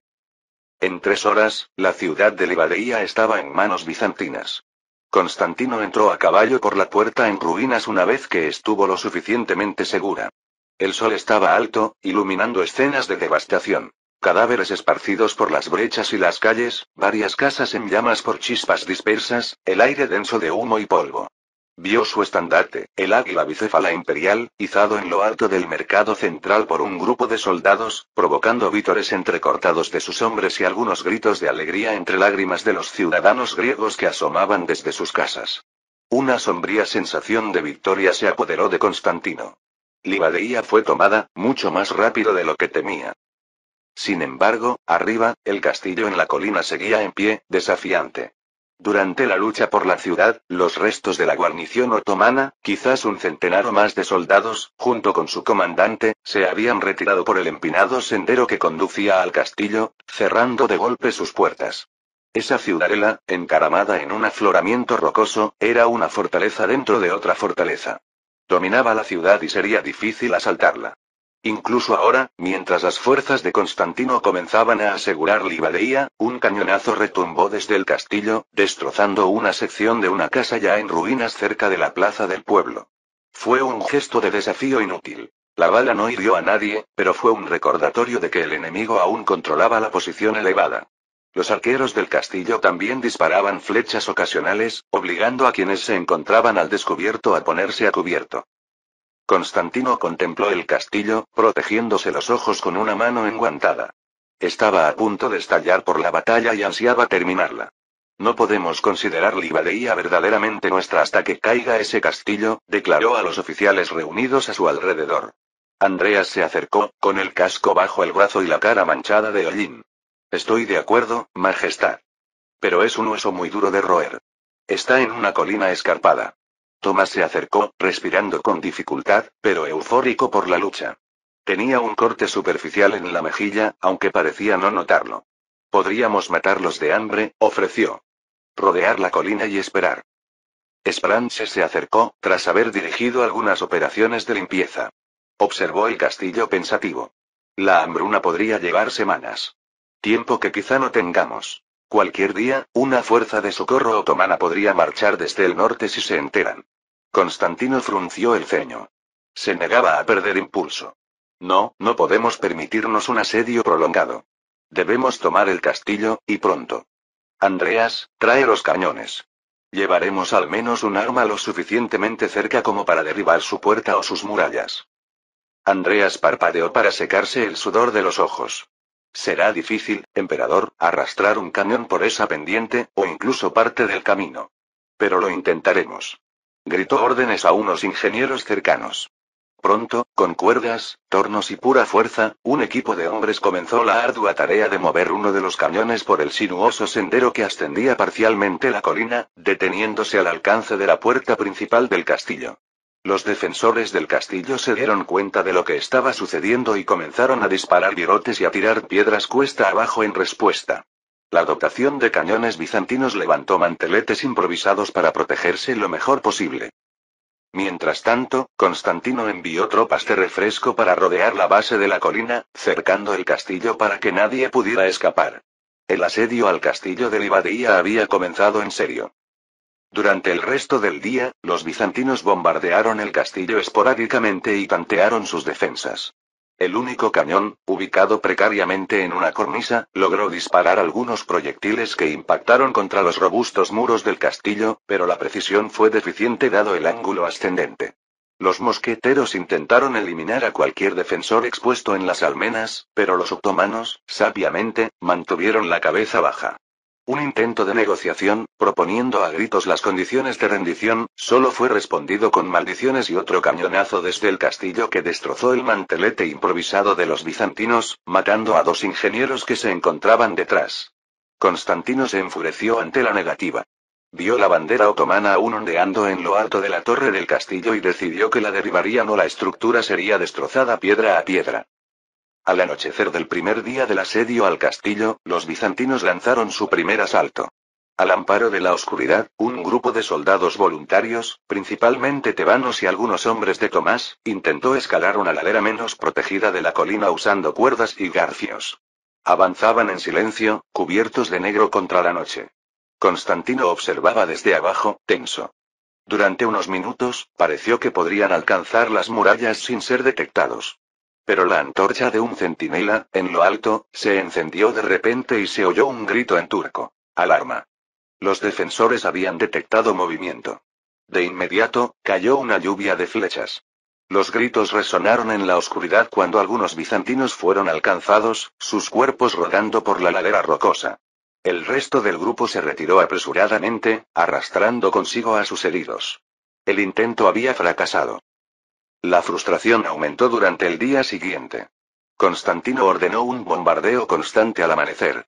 Finalmente, al atardecer, los repetidos golpes destrozaron parcialmente la puerta de madera, y una sección cercana de la muralla mostró una grieta. Al ver esto, Constantino preparó un segundo asalto. Reunió personalmente a 300 hombres, algunos de sus mejores espadachines e infantería blindada, bajo el mando directo del capitán Andreas, para asaltar la puerta dañada. El asalto se desarrollaría por el camino principal, utilizando manteletes y escudos para protegerse de las flechas en la medida de lo posible. Tomás también se ofreció como voluntario para liderar, pero Constantino eligió a Andreas, argumentando que Tomás ya había hecho mucho y que otro líder capaz podría asumir esta peligrosa tarea. Andreas aceptó con un gesto de satisfacción, desenvainando su espada con un floreo. A la señal de Constantino, resonaron los tambores de guerra y sonó un cuerno. El grupo de asalto de Andreas ascendió penosamente por el empinado sendero hacia la puerta del castillo en formación cerrada, portando un gran mantelete al frente como un muro en movimiento. Flechas y virotes lo acribillaban. Algunos encontraban huecos y alcanzaban a los hombres que gritaban. La pronunciada pendiente hacía que la aproximación fuera angustiosamente lenta. A mitad de camino, una enorme piedra se precipitó desde las almenas, impactando contra la formación y derribando a varios hombres con una fuerza demoledora. El resto siguió adelante, pasando por encima de sus compañeros caídos. Constantino observaba conteniendo la respiración desde abajo, con el puño tan apretado sobre la empuñadura de su espada que se le pusieron blancos los nudillos. Por fin, Andreas y sus tropas llegaron a la puerta destrozada del castillo. Con un rugido, apartaron el mantelete y se precipitaron por la abertura astillada hacia el patio. Por un instante, Constantino los perdió de vista dentro del castillo. Solo pudo oír el entrechocar del acero y los gritos que resonaban colina abajo. El tiempo se alargó insoportablemente. Entonces, un grito. Alguien en lo alto de la muralla blandía una antorcha. Uno de los hombres de Andreas. Una ovación se escuchó entre los bizantinos de abajo al darse cuenta de que los atacantes habían ganado terreno. Pero la victoria aún no era completa. El interior del castillo era un laberinto de torres y estrechos pasadizos. Los otomanos luchaban como lobos acorralados de un edificio a otro. Sprances corrió al lado de Constantino con expresión ansiosa. Debemos enviar refuerzos, Majestad. Si los hombres de Andreas están aislados ahí dentro, sin esperar permiso, Tomás ya había comenzado a reunir otra oleada para apoyar a Andreas. Constantino asintió rápidamente y envió a Tomás al frente de otros 200 hombres por el sendero. Se necesitaron más de 2 horas de brutal combate cuerpo a cuerpo, pero al atardecer, el castillo de Livadeia cayó. El propio capitán Andreas, ensangrentado y cojeando por una herida en el muslo, arrió la bandera otomana de la torre e hizo el estandarte imperial en su lugar. Un grito triunfal resonó por todo el valle cuando quienes estaban abajo vieron el símbolo de la victoria. Constantino cerró los ojos brevemente, aliviado. Estaba hecho. Livadeia, ciudad y castillo, estaba de nuevo en manos bizantinas. El precio, sin embargo, había sido alto. Al caer la noche, el ánimo del ejército se ensombreció al llegar los informes de bajas. Más de 164 soldados bizantinos yacían muertos, dispersos desde las brechas de la ciudad hasta el patio del castillo, y unos 200 más estaban heridos, algunos de gravedad, con pocas probabilidades de volver a ver el amanecer. Se encendieron hogueras mientras médicos y sacerdotes se desplazaban entre los heridos. Los gemidos de los heridos y moribundos crearon un coro melancólico bajo los gritos de celebración de unas horas antes.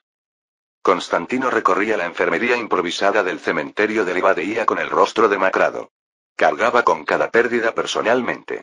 Aquí estaba un joven piquero agarrando una venda empapada de sangre donde una flecha le había atravesado el hombro. Allí, un oficial mayor miraba al cielo sin ver, desangrado a pesar del torniquete en el muslo. Constantino se arrodilló junto a un chico de no más de 17 años que se retorcía por una herida en el estómago. El chico intentó levantarse al reconocer al emperador, pero Constantino lo empujó suavemente hacia atrás.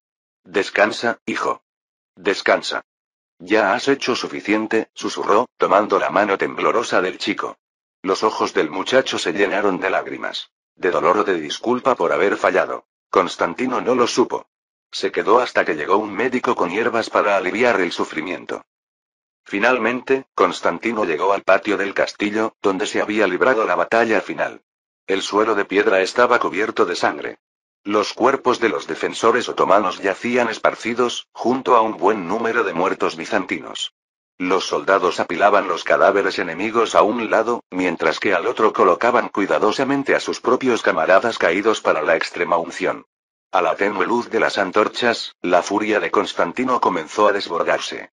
Estas pérdidas, tantos hombres buenos perdidos, vidas que jamás volverían a sus familias. ¿Y por qué? Porque una guarnición obstinada rechazó una oferta misericordiosa. Podrían haber rendido Livadeía esa mañana y escapar con vida. En cambio, le habían costado muy caro. Thomas, quien supervisaba el recuento de bajas, se acercó con ira en la voz. Nos hicieron pagar con sangre por cada piedra. Deberían pagar con la misma moneda. Empujó a uno de los prisioneros otomanos arrodillados bajo custodia. Un puñado de heridos y capturados habían sobrevivido a la caída del castillo, quizás 20 o 30 en total. Esos prisioneros parecían aterrorizados, y con razón. Algunos soldados bizantinos que los custodiaban los observaban con odio apenas contenido, con las espadas aún desenvainadas. El primer impulso de Constantino fue ordenar su ejecución en el acto, como sacrificio a los bizantinos caídos que yacían cerca. Se acercó a los prisioneros. Un otomano, agarrando un brazo vendado, sostuvo la mirada de Constantino y escupió al suelo, murmurando algo en turco que sonaba desafiante. La ira se encendió en el pecho de Constantino. De hecho, buscó la empuñadura de su espada, y los cautivos se encogieron, esperando un golpe mortal. El capitán Andreas, cojeando pero presente, intervino con rapidez. Se acercó a Constantino y dijo en voz baja pero urgente: Su Majestad, una palabra. Constantino hizo una pausa, apenas conteniendo la ira. Hablen, siseó, sin apartar la vista de los otomanos. Andreas continuó. Se merecen la muerte, eso es seguro. Pero quizá haya una mejor manera, una que transmita un mensaje más contundente que los cadáveres. Constantino se volvió hacia él, frunciendo el ceño, sin decir nada todavía.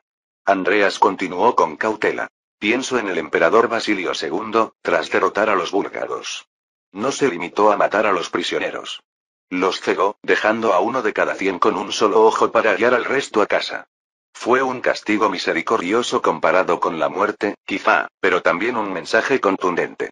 El rey enemigo casi muere de la impresión al ver a sus hombres regresar ciegos. Sprances oyó esto y dio un paso al frente, con expresión preocupada. Basilio II, sí que lo hizo. Pero fue un acto cruel. Su voz era suave, cautelosa. Constantino entrecerró los ojos mientras sopesaba la sugerencia de Andreas. La idea de repetir la infame acción de Basilio le revolvió el estómago. Semejante crueldad deliberada era algo que jamás había esperado considerar. Sin embargo, al mirar el patio sembrado de cadáveres y pensar en todas las familias que llorarían esa noche a causa de esta guarnición obstinada, su corazón se endureció. Si una dura lección ahora podía salvar cientos de vidas más tarde al obligar a otras guarniciones a rendirse sin luchar, ¿no valía la pena? Y estos hombres ante él, habían elegido luchar hasta el final. Tomás asintió, coincidiendo con Andreas. El miedo también es un arma, hermano. Que todos los que se oponen a nosotros sepan lo que les ocurrió a quienes nos costaron caro. Otros oficiales murmuraron su asentimiento. La historia de la brutal justicia de Basilio II, aunque de siglos atrás, seguía siendo legendaria entre ellos. El mensaje que transmitía era de terrible inevitabilidad. Constantino exhaló lentamente, tomando una decisión. Muy bien, dijo con voz de hierro. Atemperaría la venganza con fría lógica. El capitán Andreas tiene razón. Daremos ejemplo. Alzó la voz para que quienes lo rodeaban pudieran oír. Estos prisioneros no serán ejecutados. En cambio, cegarlos. Se hizo el silencio mientras soldados y prisioneros procesaban las palabras. Un cautivo comenzó a gemir horrorizado, implorando clemencia en un griego mal hablado. Algunos de los hombres de Constantino parecían inquietos, pero Tomás ladró. ¿Has oído al emperador? ¿Prefieres vengar a tus hermanos con una muerte limpia para estos canallas? No, se merecen algo peor. Bajo la dura mirada de Constantino, los soldados se dispusieron a cumplir la orden. Era un asunto espantoso. Spranches, incapaz de mirar, se dio la vuelta. Uno a uno, los cautivos otomanos fueron inmovilizados. Un corpulento sargento con una daga dio un paso al frente. A cada prisionero, le deslizaba la hoja con cuidado por los ojos, con una rapidez afortunada, cercenándoles la vista. Algunos prisioneros se desmayaron por la conmoción. Otros gritaron hasta que se les quebró la voz. Algunos soldados bizantinos palidecieron ante la tarea, pero ninguno protestó abiertamente. Todos conocían la voluntad del emperador, y el recuerdo de sus camaradas caídos estaba fresco y lacerado. Como había contado Andreas, Basilio II dejó a un hombre de cada 100 tuerto. Aquí, los cautivos eran mucho menos. Constantino decidió salvar parcialmente la vista de un hombre. El propio comandante otomano, quien había sido capturado vivo aunque herido. Ese oficial desafiante que había insultado a Constantino desde las murallas ahora tenía que ser arrastrado ante él, sostenido sobre sus rodillas.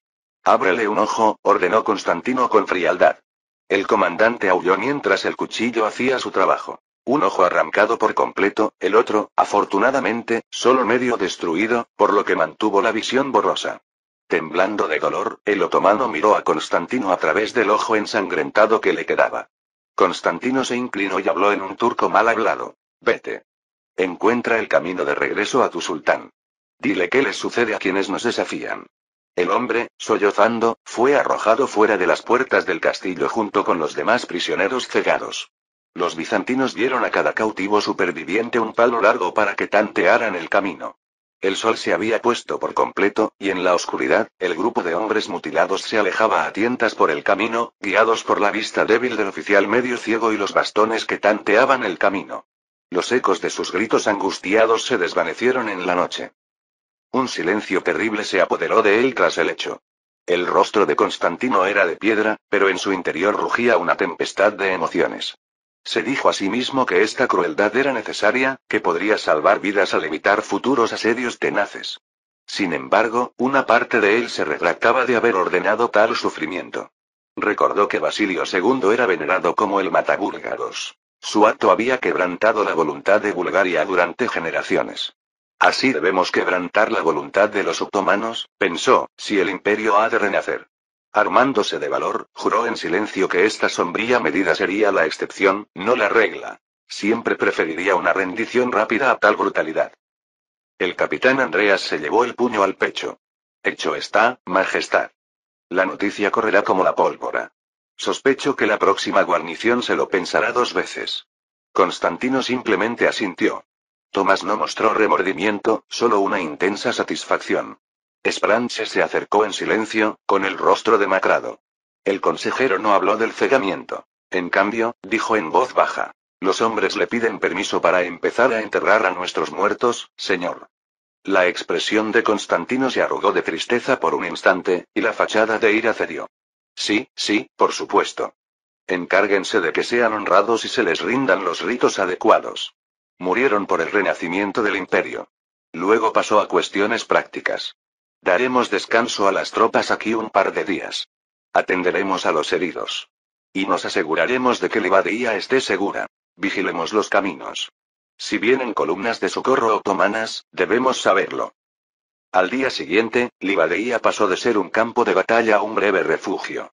Los habitantes, al ver que los soldados bizantinos ahora tenían el control y que los soldados turcos habían desaparecido o estaban muertos, salieron a ofrecer la ayuda que pudieron. Las mujeres trajeron pan, vino y agua potable para los heridos. Los ancianos ayudaron a cavar tumbas extramuros para los caídos. Un sacerdote celebró un solemne funeral al anochecer por los muertos bizantinos, con cientos de soldados inclinando la cabeza en señal de respeto mientras las oraciones por los difuntos se elevaban al cielo. Constantino asistió en persona, arrodillándose al frente, con lágrimas en los ojos mientras se leían los nombres de los caídos ilustres. Se aseguró de hablar con muchos soldados ese día, consolando a quienes habían perdido a sus camaradas y elogiando sus actos de valor. Jorge supervisó la redistribución de municiones y suministros. Andrés organizó la guarnición de Ribadía, dejando un contingente de 100 hombres, en su mayoría voluntarios locales y algunos soldados incapaces de marchar a paso ligero debido a heridas, para defender la ciudad y reconstruir sus defensas. Las murallas podrían repararse a tiempo. El ejército principal debía avanzar.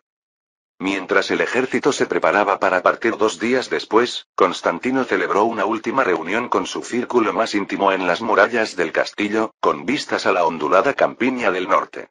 Las consecuencias de la victoria en Livadeía ya se estaban manifestando. Delegaciones de pueblos cercanos habían llegado para jurar lealtad al emperador, trayendo regalos de queso, grano y algunos bueyes. Empieza, dijo Sprances con una sonrisa esperanzada. El pueblo cree en nosotros. Ven que podemos ganar. Constantino se mantuvo cauteloso, pero complacido. Debemos asegurarnos de no traicionar esa creencia. Los protegeremos de represalias. También sabía que estos levantamientos populares podrían provocar una feroz reacción otomana si no se protegían. El tiempo apremiaba. Tenían que asegurar más fortalezas antes de que el sultán enviara una gran fuerza al sur. Desde las murallas se veían columnas de humo distantes, señales, quizás, de las balizas otomanas o de los soldados que huían. La noticia de la caída de Livadeía y del terrible castigo infligido a su guarnición correría velozmente. Constantino trazó una línea en el horizonte con el dedo. Nuestro próximo objetivo está allí. Bogonitsa. Se volvió hacia sus oficiales reunidos. Que los hombres levanten el campamento. Marcharemos en 1 hora. Capítulo 70. Tras dejar una pequeña guarnición en Livadeía, Constantino condujo al ejército hacia el norte. Sus filas eran más reducidas debido a las bajas, pero su determinación no hacía más que afianzarse. Los que habían sobrevivido a Livadeía se sentían casi invencibles, tras haber arrebatado una ciudad y un castillo a los otomanos. Aún así, hombres vendados marchaban entre ellos, un recordatorio constante del coste de la guerra. Algunos heridos se negaron a quedarse, insistiendo en continuar con sus camaradas a pesar de llevar armas en cabestrillo o cojear por las heridas cosidas. Constantino admiraba en silencio su dedicación y se aseguró de que hubiera carros disponibles para transportar a quienes no podían seguir el ritmo a pie. La ruta de Bogonitsa los condujo primero a lo largo del río Cifisos, en las amplias llanuras al norte de Livadeía, donde suaves campos se extendían a ambos lados. Desde allí, avanzaron a través de valles boscosos, guiados por lugareños que conocían los antiguos caminos, y luego ascendieron a una escarpada región montañosa. Bogonitsa se encontraba al noreste, cerca de las laderas del monte Calidromón, custodiando los pasos que conducían a la llanura de las Termópilas y más allá. Antiguamente construida por los cruzados, ahora servía como puesto avanzado otomano, vigilando importantes cruces de caminos desde sus antiguas murallas. El ejército de Constantino tardó 5 días en llegar a Bogonitsa, avanzando a toda velocidad con la esperanza de dar otra sorpresa. Al caer la tarde del 5.º día, por fin avistaron la fortaleza que se alzaba ante ellos. El castillo de Bogonitsa se alzaba sobre una colina rocosa tapizada de cipreses, con sus torres medievales perforando el cielo. Abajo, un pequeño asentamiento se agrupaba al pie de la colina, aunque parecía semidesierto. Quizá muchos aldeanos habían huido al enterarse del avance bizantino, o los otomanos habían evacuado a los lugareños. Solo el castillo parecía estar habitado. Ondeaban estandartes con la media luna otomana, y exploradores avispados divisaron algunos soldados en las murallas. Los bizantinos rodearon la colina en silencio, dispersándose por el bosque al caer la noche. Constantino y sus comandantes se apiñaron entre matorrales y piedras en la base, observando. La guarnición no parecía numerosa, quizá un centenar de hombres como máximo, probablemente compuesta principalmente por tropas locales alineadas con los otomanos o una fuerza simbólica. Parece que está mal defendido, susurró Tomás con un deje de entusiasmo en la voz. Andreas asintió brevemente. Probablemente oyeron lo que pasó en Livadeía y perdieron las ganas de pelear. Aún así, un enemigo acorralado puede atacar. No deberíamos ser descuidados. Decidieron esperar hasta la mañana para ofrecer condiciones, pues Bogonitsa ya estaba prácticamente sitiada a su llegada. Mientras tanto, los mosqueteros y algunos artilleros se apostaron por si el enemigo intentaba algo por la noche. Los soldados se instalaron en un campamento compacto alrededor de la base de la colina. El fuego se mantuvo bajo para evitar dar blancos claros. El aire nocturno estaba cargado de tensión. ¿Se rendiría Vodonitsa dócilmente o sería otro asedio sangriento? Muchos bizantinos, exhaustos por el asedio anterior, deseaban fervientemente que se produjera lo primero. En la hora más oscura, antes de la salida de la luna, los otomanos en Vodonitsa hicieron su movimiento. Sin que los bizantinos lo supieran, el comandante de la guarnición ya había decidido que defender el castillo era inútil. Quizás había oído hablar del destino de Livadia y temía la idea de quedar ciego o algo peor. Sin embargo, en lugar de rendirse formalmente, temiendo que tales términos no fueran aceptados, dados los recientes acontecimientos, optó por huir al amparo de la noche. Una columna de unos 60 hombres emergió de una poterna oculta al otro lado de la colina, avanzando sigilosamente en fila india por un sendero de cabras. Llevaban mochilas, probablemente llenas de objetos de valor o provisiones, y se movían en un silencio inquietante, con las armas envainadas para evitar el ruido metálico. Pero la noche no era lo suficientemente oscura, ni la guardia bizantina lo suficientemente relajada, como para dejarlos pasar desapercibidos. Un joven voluntario tébano de guardia divisó un destello de metal y se dio cuenta de que era un grupo de cascos que se alejaban del castillo. Inmediatamente, dio la alarma. Un silbido agudo seguido de un grito en griego. ¡Huyen! Los turcos huyen del castillo. En un instante, sonaron los cuernos bizantinos y rugieron las fogatas mientras los soldados tomaban sus armas. La confusión reinó brevemente en la oscuridad. Algunos pensaron que el enemigo estaba atacando. Los exploradores rápidamente comunicaron la verdad. La guarnición otomana estaba abandonando Vodonitsa, intentando dispersarse entre las colinas. Constantino, que había estado descansando en una tienda al pie de un olivo, salió corriendo espada en mano, con la ira reflejada en sus ojos al pensar que su presa se le escapaba. ¡A por ellos! Gritó. No dejen que escapen para que nos atormenten más tarde. Lo que siguió fue una caótica persecución nocturna por el accidentado terreno que rodeaba Vodonitsa. El capitán Andreas lideró a un grupo de infantería veloz colina arriba para interceptar al enemigo que huía, mientras Tomás y su caballería rodeaban la zona para cortar las rutas de escape. Los otomanos, al darse cuenta de que los habían descubierto, emprendieron una carrera desesperada, abandonando cualquier pretensión de sigilo. Dejaron a un lado los escudos y los suministros para avanzar más rápido. Sin embargo, la mayoría iban a pie y ya estaban cansados de cargar con sus cargas. No podrían superar por mucho tiempo a los perseguidores montados ni a la decidida infantería. La persecución llegó a su clímax en un estrecho barranco al sur del castillo. Bajo la tenue luz de una luna creciente, la fuerza de interceptación de Andreas alcanzó a unos 40 otomanos que huían. Allí se desató un breve y encarnizado enfrentamiento, donde la luz de las antorchas y la luna revelaban el destello de las espadas y los hombres forcejeando. Era menos una batalla que una cacería. Muchos soldados otomanos, desmoralizados y concentrados únicamente en escapar, arrojaron las armas e intentaron trepar por las laderas del barranco. El fuego bizantino alcanzó a algunos. Otros tropezaron y cayeron, solo para ser respondidos con espadas y lanzas. La caballería de Tomás persiguió a un grupo más pequeño que se había separado del grupo principal, obligándolos a descender por una ladera. Impulsado por el recuerdo de la tenaz lucha de Livadia, Tomás no dio tregua. Atravesó a un soldado de infantería otomano con su lanza y luego desenvainó su sable para abatir a otro que intentaba rendirse. En la oscuridad y la furia, la idea de aceptar la capitulación apenas se percibía. Este enemigo había intentado escabullirse y podría unirse más tarde a otra fuerza otomana. Era mejor eliminarlos allí mismo. En menos de una hora, la situación prácticamente había terminado. La mayoría de la guarnición que huía yacía muerta o moribunda en el terreno pedregoso alrededor de Vodonitsa. Quizás una docena como máximo logró escapar al desierto, incluyendo, según se rumoreaba, al propio comandante de la guarnición, quien conocía bien el terreno. Los pocos que lograron escapar llevarían historias de terror a otras posiciones otomanas. Con las primeras luces del amanecer, las tropas de Constantino se acercaron cautelosamente a las puertas del castillo de Vodonitsa.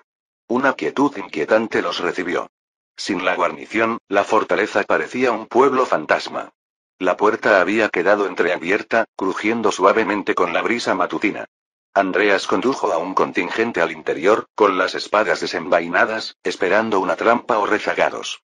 No encontraron nada, solo los restos de una huida apresurada. El patio del castillo estaba sembrado de escombros. Cofres medio vacíos, armas caídas y una olla aún colgando sobre las brasas del fuego. Era evidente que los otomanos se habían marchado a toda prisa. En un rincón, un pequeño grupo de lugareños, sirvientes y familias de la guarnición otomana, se acurrucaba temeroso. Gritaron clemencia cuando entraron los soldados bizantinos, pero estos eran en su mayoría cautivos griegos y no representaban ninguna amenaza. Rápidamente los tranquilizaron y los llevaron a un lugar seguro. En las murallas, el estandarte imperial se izó sin lucha por primera vez en esta campaña. Cuando el estandarte del águila bicéfala se desplegó sobre la fortaleza de Vodonitsa, una ovación triunfal se elevó desde las filas bizantinas que rodeaban la colina. La fortaleza era suya, tomada sin apenas asedio. Constantino respiró aliviado. Tras la agotadora batalla en Livadia, la fácil captura de Vodonitsa fue un grato regalo. Subió a la torre más alta para contemplar el terreno. Al norte, a través de la niebla matutina, distinguió el terreno ondulado que conducía a Cetuní y las lejanas tierras altas de Tesalia. Estaban a las puertas de la siguiente fase de la campaña. Constantino reunió a sus capitanes en el salón principal de Vodonitsa, una sencilla cámara de piedra que aún lucía estandartes de los antiguos señores latinos bajo los nuevos gallardetes otomanos. Sobre un mapa sobre una mesa, repasaron la situación. Las consecuencias de estas victorias fueron significativas. Con la toma de Vodonitsa, el paso de las Termópilas al norte podría potencialmente mantenerse, lo que dificultaría a las fuerzas otomanas de Tesalia avanzar hacia el sur sin combatir en terreno desfavorable. La población griega local ahora contaba con el pleno apoyo. Mensajeros de Tebas y Livadia llegaron para felicitar al emperador e informar que los campesinos se estaban armando en otras aldeas, listos para unirse o defender sus hogares. Dos importantes posiciones otomanas han caído en una semana, dijo Sprances, casi con incredulidad. Esto no pasará desapercibido para el sultán, añadió mirando significativamente a Constantino. El emperador asintió. Murad estará furioso, pero también podría estar ocupado en otro lugar. Dio unos golpecitos al mapa. Aún así, podemos estar seguros de que llegará una respuesta, quizás desde Tesalia o vía Epiro. Debemos consolidarnos rápidamente y estar preparados.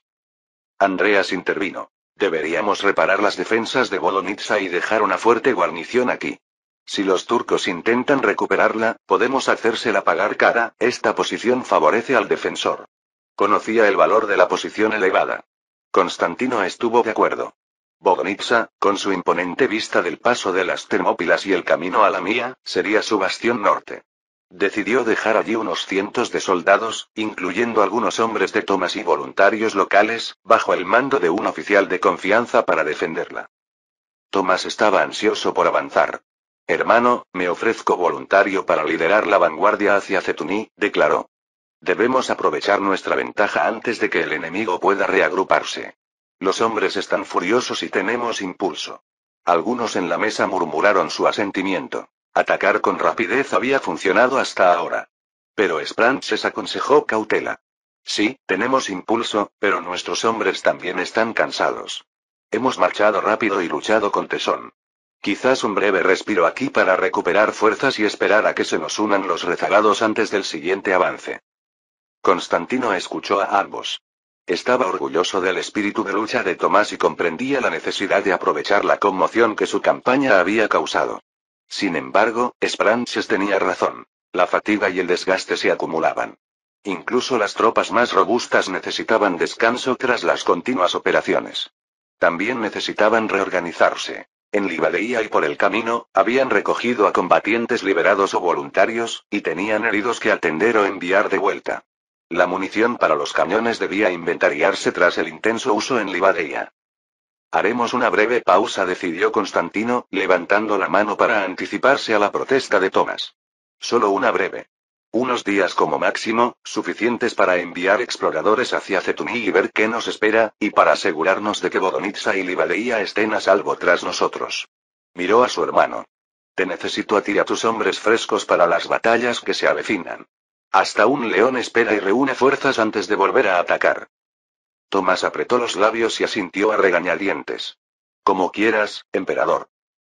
El capitán Andreas enrolló una pancarta de repuesto y sonrió. Me imagino que los otomanos de Cetuní ya están temblando, preguntándose cuándo llegaremos a sus puertas. Un poco de miedo puede ablandarlos.